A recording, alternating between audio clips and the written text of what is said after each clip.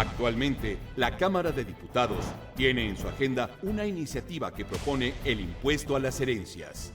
Recibir una herencia ya conlleva gastos notariales y trámites de sucesión, además del pago de impuestos de carácter local del patrimonio heredado. ¿Es válido recaudar impuestos por los bienes que, durante la vida de una persona, ya se pagaron los gravámenes correspondientes?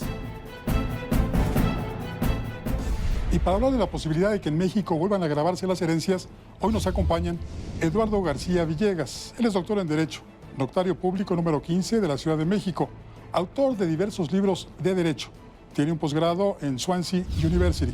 También está con nosotros Joel Chirino, doctor en Derecho por la Universidad Nacional Autónoma de México, catedrático en la misma facultad por más de 50 años. Es autor de varios libros de Derecho. Acompáñenos para que luego juzgue usted. Aunque por el momento las herencias en México no están grabadas, no pagan impuestos, periódicamente aparecen en los medios de comunicación opiniones de algunos grupos que demandan que los legisladores legislen al respecto. ¿Por qué a veces sí se graban y a veces no? Tengo entendido que en algún momento sí se grabaron las herencias. Sí, siempre ha sido una tentación recaudar ingresos por las herencias, los legados y por bienes que se obtienen por don de la fortuna. Pero se tiene que analizar cuáles son las consecuencias sociales y económicos que produce un impuesto de esta naturaleza. Hay países con pueblo rico, gobierno pobre, y países con pueblo rico, gobierno rico, y hay países donde el pueblo es pobre y el gobierno más o menos tiene buenos ingresos. Y yo creo que en los países pobres, de pueblo pobre, gravarlos es antieconómico, porque entonces no tienen la posibilidad económica de pagar los impuestos y se inmoviliza el derecho de propiedad.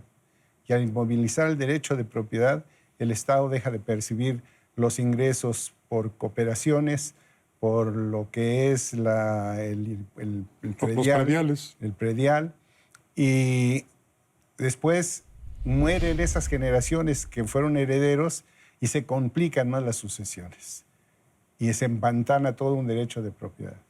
¿Se graban las herencias económicas en pecuniario, las joyas o nada más las propiedades inmobiliarias? Bueno, tendremos que analizar en primer lugar, cuáles serían los gravámenes. Nosotros, los notarios, tenemos que ver básicamente con 3 gravámenes, 2 de los cuales son federales y 1 es local. El fundamento para gravar y para implantar impuestos es precisamente la Constitución Federal. Y si nosotros de ahí nos vamos al impuesto sobre la renta, el artículo 1 del impuesto sobre la renta señala que se deberá de gravar todos los ingresos. Sin embargo, el artículo 93, que está en el título 4, fracción 22, señala que lo que se perciba por herencia estará exento. Y ese es el fundamento por el cual no hay cobro de impuestos sobre la renta en las herencias. El segundo impuesto que nosotros tenemos federal es el IVA.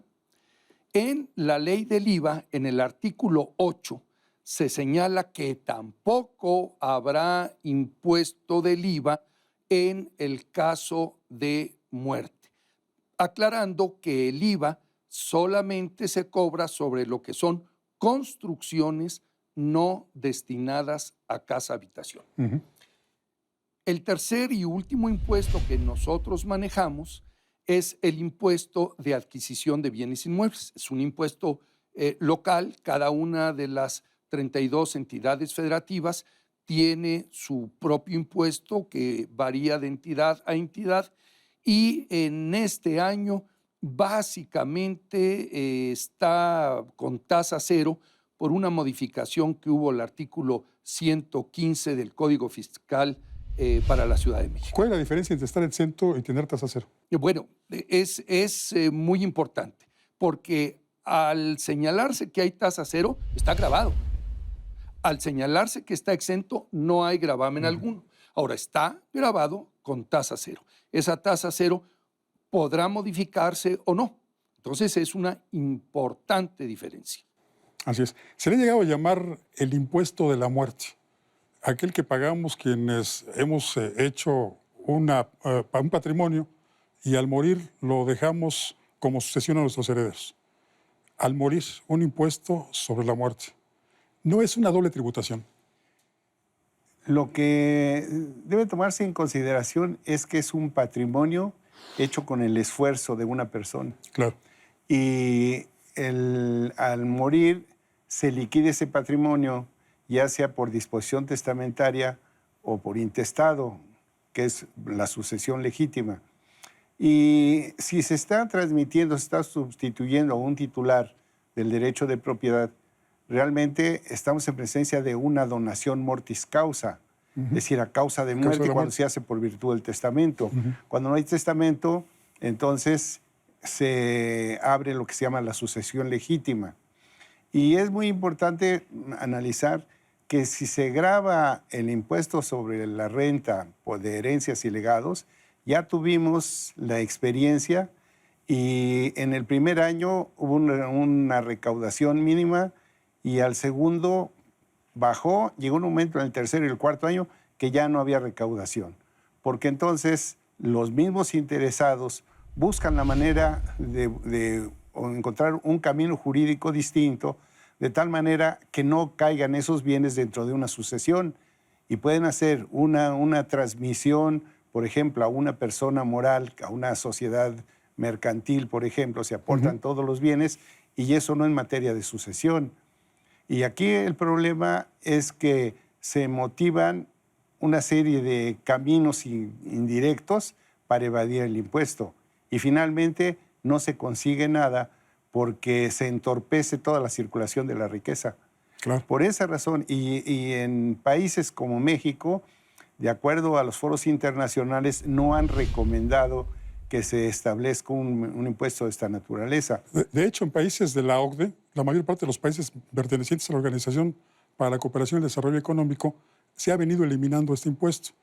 Y la reforma fiscal que promulgó recientemente el presidente de los Estados Unidos contempla que dentro de 5 años este impuesto desaparezca. Esa es la tendencia porque no ha dado resultado.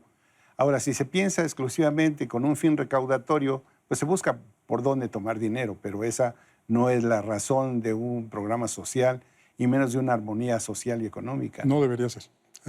Hemos hablado de las personas físicas. Esto es usted, el doctor, su servidor, pero ¿y las empresas? ¿Qué sucede cuando las empresas, las personas morales, pues son materia de herencia? Bueno, ahí sí se grava, porque el artículo 93 al que me refería hace algunos minutos se encuentra en el título 4 de la Ley del Impuesto sobre la Renta y solamente se refiere a las personas físicas residentes en México. ¿Qué sucede con las personas físicas no residentes en el país? ¿Y qué sucede con las personas morales? Pues que sí se gravan. Si reciben una herencia o una donación, tanto unas como otras se gravan. Las primeras, las personas físicas residentes en el extranjero con un 25% de lo que perciban, y las personas morales lo acumulan a sus demás ingresos, hacen las deducciones que autoriza la ley y el impuesto es de un 30%. Habrá que hacer en las personas morales una excepción. Aquellas que por disposición de la ley están autorizadas para recibir donativos, allí no se generaría el impuesto, pero en términos generales, por supuesto que sí lo hay. Y ahora, hace un momento, don Francisco, que usted se refería a los Estados Unidos, en las 50 entidades federativas de los Estados Unidos de Norteamérica, sí se gravan el impuesto sobre herencias. Y en algunas de ellas, por ejemplo, Texas, por ejemplo, California, el gravamen es terrible, va por encima del 50% de lo que perciben esas gentes. Algo similar sucede en España. En España también el impuesto es altísimo, 50% para las personas físicas. ¿Y qué sucede, por ejemplo, con las personas morales que cotizan en bolsa? Tienen acciones. Ahí, al heredar acciones que no son nominativas, ¿cómo se gravaría? Si la herencia, el titular de la acción hereda a sus, por testamento o por sucesión legítima, queda exenta del impuesto. Queda exenta del impuesto. Queda exenta del impuesto. Si no es dentro de esa sucesión, si es una donación, entonces se grava como un ingreso con el 20%. A ver, no entendí muy bien. Sí. Perdón. Como una donación, sí. No necesariamente a un sucesor en línea directa. No, sería a un tercero. A un tercero. Y ahí sí se grava. Aquí el problema que ha surgido cuando estuvo vigente la ley de herencias y legados fue que los patrimonios pasaban a empresas, a sociedades mercantiles, y después se estableció un impuesto al activo precisamente para evitar ese tipo de problemas. Entonces, el fisco por un lado cierra una puerta y le abren otra por otro lado. Yo creo que lo más importante es que se analice la realidad económica de una población, a ver si es viable que se obtengan recursos de un impuesto de esta naturaleza. Pero yo pienso que en una situación de un pueblo como somos nosotros en México, no es recomendable aún, porque cuando se puso en práctica, cuando fue vigente esta ley, no dio resultados. ¿Hasta cuándo fue vigente? Hasta 62, en el año 1962. Y de 62 para acá, pues ha venido señalándose periódicamente por diferentes grupos que debe revivirse esta iniciativa. Hay una iniciativa del año pasado que presentó uno de los partidos políticos que no tiene todo el razonamiento jurídico y económico y no ha pasado, porque no es tan sencillo. Se estaba pensando que deberían gravarse con una tasa alta después de 10 millones hasta 50 millones. Pero también hay un artículo de la Constitución que habla que debe ser proporcional y equitativo. Claro, ¿no? 31. Y entonces, y no puede además una ley especializada porque va en contra del 13 constitucional. Bueno, en pues, esas condiciones, ¿no? Hemos visto cosas que van contra la Constitución recientemente. Doctor, muchísimas gracias por venir. Al contrario, yo soy el agradecido. Muchas gracias. Gracias, es su casa. Qué Doctor gusto. Zunino, muchas gracias. Gracias. Ya escuchó usted, en un país pobre, con un gobierno que más o menos tiene recursos, no es aconsejable gravar las herencias. Ahí está la opinión de los expertos. Pero lo que nos interesa más es la de usted. Así que, juzgue usted. Soy Francisco Rodríguez, le agradezco su atención. Lo invito a que nos reencontremos aquí en breve. Mientras tanto, le deseo, como siempre, buenas gracias y muchas, muchas noches.